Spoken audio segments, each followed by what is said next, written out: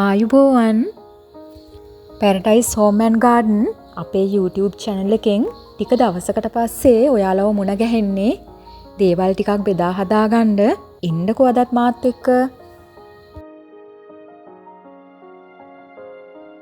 මේ ඔයාලට පෙන්වන්නේ මගේ ගෙදර හැමනන් නෙවෙයි සුන්දර නුවරඑලි චාරිකාවේදී බෝමුරු ඇල්ලට යන පාරේදී තමයි මේ ලස්සන දේලියා ටික දැක්කේ. ඉතින් ඉතාම අලංකාර දර්ශනයක්. ඉතින් ඒ හින්දා මං ඔයාලට පෙන්වන්න වීඩියෝ කරගත්තා. ඇත්තටම මේ අනිත් පළාත්වල ඩේලියා හැදෙනවද? ඇත්තටම ඔව් ඩේලියා හැදෙනවා. නමුත් මේ වර්ග සීතල පළාත්වලට විශේෂයි. මේ තරම් ලස්සන වර්ණවත් විවිධ වර්ග හැදෙන්නේ නැහැ හැම පළාතකම. නමුත් සාමාන්‍ය විදියට හැදෙනවා. ඉතින් මම නම් උත්සාහ කරලා නෑ ගෙදර හිටවන්න. රෝස ගැන නම් මීට කලිනුත් මං කතා කරලා තියෙනවා. ඉතින් මේ නම් හග්ගල මල්වත්ත. ඉතින් බලන්නකෝ මේ රෝසවල වර්ණය ඊට පස්සේ ප්‍රමාණය ගත්තහම කොච්චර ලොකු වෙනසක් තියෙනවද අපි හදන රෝසත් එක්ක. හැබැයි ඉතින් සීතල පළාත්වලට විතරක් නෙමේ රෝස යාපනයේත් හැදෙනවනේ. නමුත් මගේ අත්දැකීමේ හැටියට නම් මේ සීතල පළාත්වල නුවරඑළිය, බණ්ඩාරවෙල, වැලිමඩ වගේ පළාත්වල මම දැකලා තියෙන මේ සමහර රෝස වර්ග ප්‍රමාණයෙන් වර්ණයෙන් ගොඩාක් විශාලයි සහ අලංකාරයි. තද අවුව ප්‍රිය කළත් මට හිතා ගන්න බෑ මේ සීතල පළාත්වලටත් තොරතුරු දීලා කොහොමද මෙච්චරට මේ ලස්සන මල් පිපෙන්නේ කියලා. ඉතින් මම නම් ඉතින් රෝස ගෙදර හිටවලා තියෙනවා. ඒ අත්දැකීමුත් මට තියෙනවා. ඒත් ඉතින් මෙච්චර ලස්සන මෙච්චර ලොකු මල් නම් කවදාවත් මගේවත් ඉවත් පිපිලා නෑ.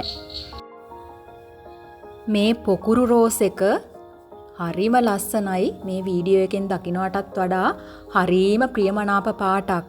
ඉතින් වැටක් හැටියට මේක හිටවලා තිබ්බේ.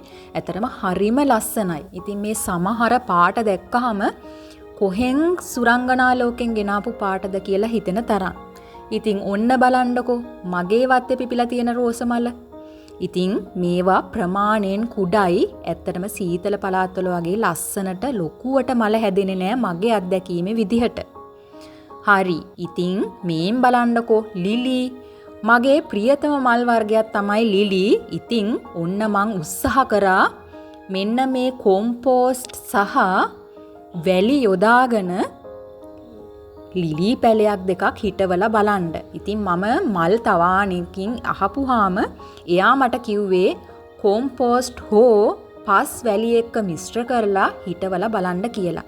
ඉතින් ඔන්න මම උත්සාහ කරනවා කොම්පෝස්ට් සහ වැලි එකතු කරලා ලිලි පැලයක් හිටව ගන්න.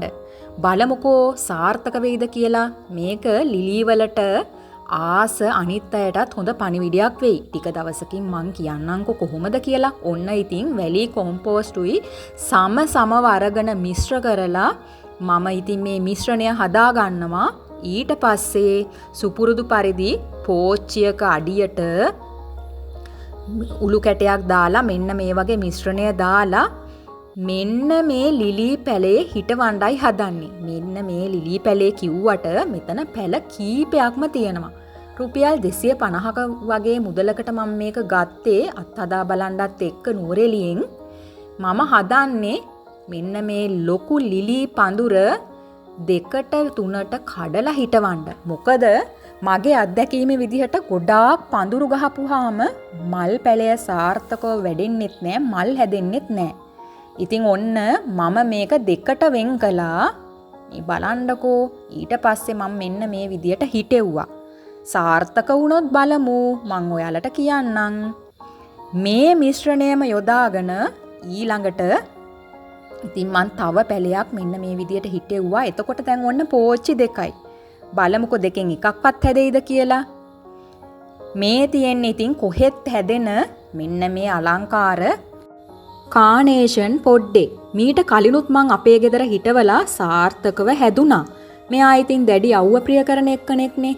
මම නුවරඑළියෙන් මේ මල් ගෙනාවේ අර කොම්පෝස්ට් සහ වැලි මිශ්‍රණයේම යොදලා මම මේ හදන්නේ අලුත් අත්දැකීමක් ගන්න. එක පෝච්චියක වර්ග දෙකක් හිටවලා ටිකක් ලස්සන පෙනුමක් ගන්න. මේ බලන්නකෝ උත්සාහය සාර්ථක වෙයිද කියන්න දන්නේ නැහැ. මෙන්න මේ වර්ග දෙකම ටිකක් ලොකු පෝච් එක හිටෙව්වා. මට ඕන වෙලා තියෙන්නේ මල් පොකුරක හැඩය ගන්නනේ. බලමුකෝ ඉතින් කොහොම වෙයිද කියලා. ඔන්න ඉතින් මං නුවරඑළියෙන් ගෙනාපු මේ මල් ටික තැඹිලි පාට අසලියා පැලයක් ගෙන ආවා. මෙන්න මේ වගේ කානේෂන් පොඩ්ඩෝ කීප දෙනෙක් ගෙන ආවා. ඊට පස්සේ මෙන්න මේ විදිහට හිටෝ ගත්තා. ඉතින් මේ රතු පාට පැලේ. ඒක නම් මං කුඩා පෝච්චියක් යොදාගත්තේ. කානේෂන් ගැන නම් එච්චර බය වෙන්න දෙයක් නැහැ. කානේෂන් කොහොමත් හැදෙනවා. නුවරඑළිය කියලා විශේෂයක් නැහැ. දැඩි අවුවෙත් හැදෙනවා. මොකද මගේ අත්දැකීමේ හැටියට මම මීට කලින් තියලා තිබ්බේ තද අවුවේ. මං හිතන්නේ පැලත් ආවද කොහෙද කීප වතාවක්. මේ හිටවන්නේ තැඹිලි පාට අසලියා පැලය. සුදු පාට අසලියත් මං ඒ කඩේදි දැක්කා මල් තවානේදි. ඇත්තටම හරිම ලස්සනයි. රුපියල් 500ක මුදලක් වුණා මේක. මන් ළඟ රෝස පාට සහ රතු පාට තියෙන හින්දා ඉතින් මං තැඹිලි පාට එකක් ගත්තා. බලමුකෝ කොහොම වෙයිද කියන්න නම් දන්නේ නැහැ. ඔය මොන මල් දැක්කත් ඔයාලා මගේ මිදුලටත් ආදරෙයි කියලා දන්නවනේ. ඔන්න ඉතින් බලන්නකෝ මගේ ඕකිඩ් වගාවේ අස්වැන්න තමයි මේ ඔයාලට පෙන්වන්නේ. ඔන්න ඉතින් හැම පඳුරකම වගේ පුංචි හරි පොහොට්ටුවක් ඇවිල්ලා මගේ උත්සාහයට වටිනාකමක් දෙන ගමන්. ඔන්න බලන්නකෝ. ඉතින් මේවා පිපුණාම ලස්සනට තියෙයි. මෙන්න මේ මල් වර්ගය දන්න කෙනෙක් ඉන්නවා නම් මට නම කියන්නකෝ. මේක මම වීඩියෝ කරගත්තේ පැලතවානකින්. මේක විතරයි තිබ්බෙත් පැලයකට.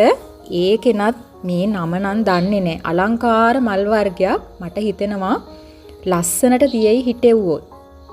මෙන්න බලන්නකෝ. මෙන්න මේ වර්ගය වැලක් විදිහට තමයි හැදෙන්නේ.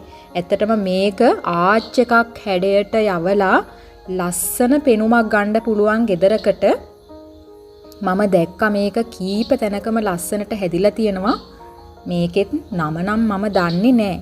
බලන්නකෝ දීප්තිමත් තැඹිලි පාටක්. ඉතින් දකින හැම මල් වර්ගයම අපේ මිදුලේ හදන්න ඕන කියලා නීතියක් නැහනේ. හදන්න පුළුවන් මල් වර්ග තියෙනවා. බැරි වර්ගත් තියෙනවා. ඉතින් ලස්සන බලලා සැනසෙන්නත් අපි පුරුදු වෙන්න ඕනේ. ඉතින් අදට ඇති ගිහින් එන්නම් ආයෙත් හම්බෙමු. ආයුබෝවන්.